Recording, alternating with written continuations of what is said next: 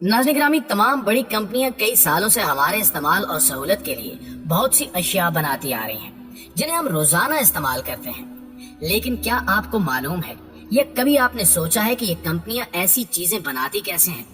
इसके अलावा ये कि किसी चीज को एक खास काम के लिए बनाया गया हो, लेकिन उस काम से हटकर हम उस चीज का इस्तेमाल किसी और काम में कर रहे हो जहाँ वो चीज हमें ज्यादा फायदा पहुँचा रही हो।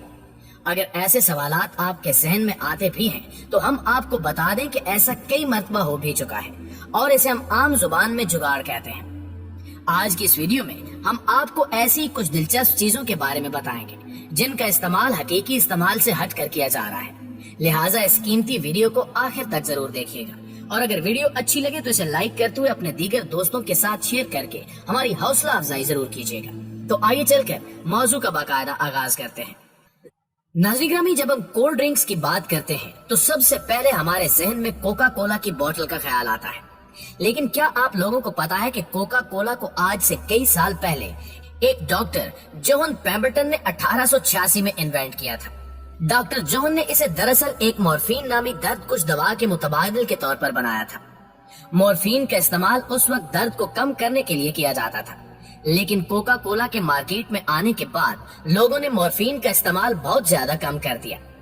उस वक्त कोका कोला का नाम फ्रेंच वाइन कोका था, जो कि वाइन, कैफीन और कोका प्लांट से बने सफेद पाउडर से बनाया जाता था। इसलिए कई लोगों ने कोका कोला को नशे के लिए भी इस्तेमाल करना शुरू कर दिया।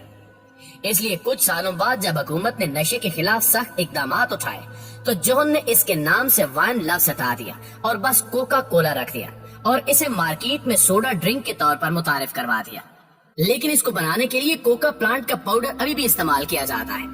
लेकिन 1903 में हुकूमत ने इसके खिलाफ भी एक्शन लिया और कोक की बोतल में डालने वाले इस पाउडर पर भी पाबंदी लगा दी, जिसके बाद कोका कोला को सिर्फ सॉफ्ट ड्रिंक के तौर पर इस्तेमाल किया जाने लगा, जो हम आज भी इस्तेमाल करते हैं। और इस वक्त कोका कोला दुनिया के सबसे मशहूर सॉफ्ट ड्रिंक के नाम से जानी जाती है।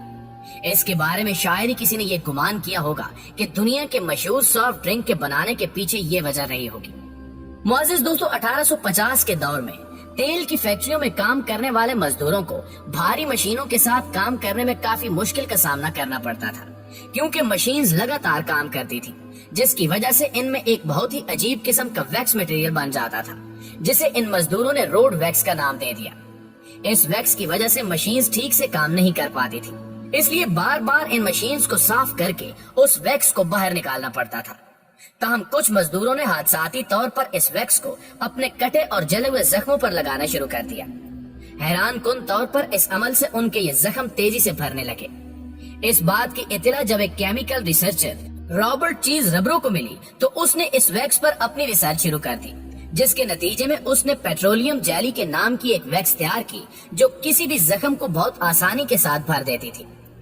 रॉबर्ट ने पूरे न्यूयॉर्क में अपनी इस इजाद की एडवर्टाइजमेंट की, जिसमें ये अपने एक हाथ को लाइटर की मदद से थोड़ा सा जला लेते और उस पर ये वैक्स लगा देते, जिससे इनका ये जख्म बहुत जल्दी भर जाता।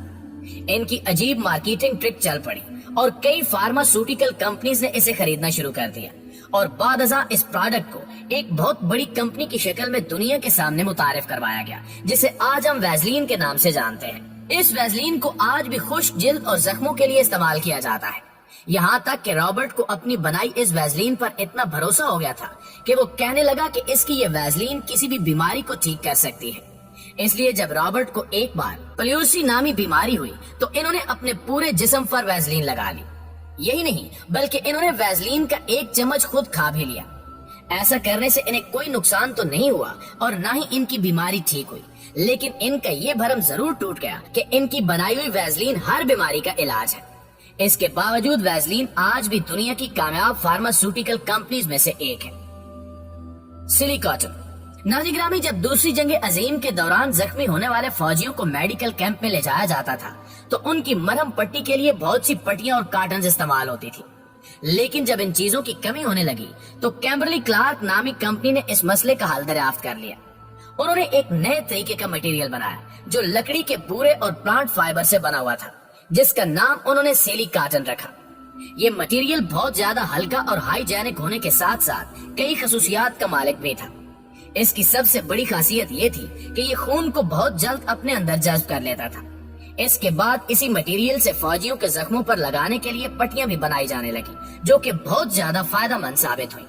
ناظرین گرامی، ببل ریپ کے بارے میں ہم سبھی اچھی طرح جانتے ہیں کہ ایک بہت سی عام سی چیز ہے جسے ہم سب نے کسی نہ کسی پیکنگ باکس میں دیکھا ہی ہوگا، لیکن شاید آپ کو یہ جان کر حیرت ہو کہ اسے پیکنگ باکس میں چیزوں کو محفوظ رکھنے کے لیے نہیں بلکہ کسی اور کام کے لیے بنایا گیا تھا۔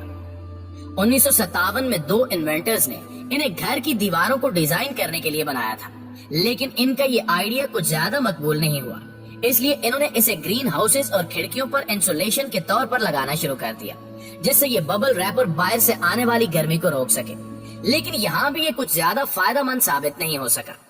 اس کے بعد 1967 میں ان دونوں انورٹرز نے اسے پیکنگ اور چیزوں کی حفاظت کے لیے استعمال کرنا شروع کر دیا اور اسے ببل ریپ کے نام سے دنیا کے سامنے متعارف کروایا، جس کے بعد بڑی بڑی کمپنیوں نے بھی اسے استعمال کرنا شروع کر دیا، جسے ہم آج بھی استعمال ہوتا دیکھ رہے ہیں۔